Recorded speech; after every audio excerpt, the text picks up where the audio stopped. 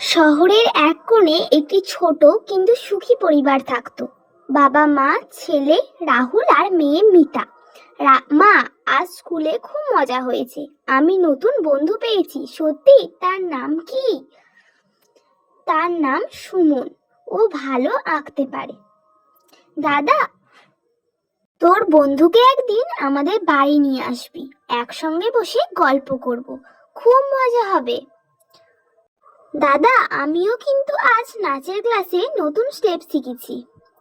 বাবা, বাহ, তাহলে আজ সবাই কিছু না কিছু নতুন শিখেছে। ঠিক বলেছো, নতুন কিছু শেখা মানেই জীবনটা আরো সুন্দর হয়ে ওঠা।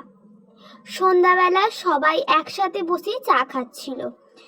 রাহুল, তোমার পড়া শেষ হয়েছে? হ্যাঁ বাবা, আমি সব হোমওয়ার্ক করে ফেলেছি। আমি একটু বাকি রেখেছি, মা আমাকে সাহায্য করবে। অবশ্যই করব, তোমরা যদি চেষ্টা করো আমি সব সময় পাশে থাকব। হঠাৎ বাইরে বৃষ্টি শুরু হলো। বৃষ্টি!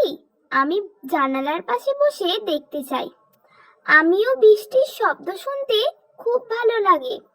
চলো সবাই মিলে জানালার পাশে বসে গল্প করি। সবাই একসাথে বসে বৃষ্টির দিকে তাকিয়ে গল্প করতে লাগলো।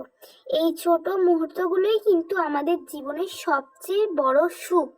হ্যাঁ মা, আমি খুব খুশি আমাদের পরিবার নিয়ে। আমিও। আমরা সব সময় একসঙ্গে থাকবো, এটাই তো আসল ভালোবাসা আর একসাথে থাকা।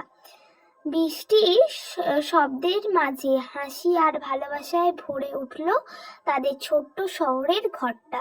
সুখে শান্তিতে তারা থাকে।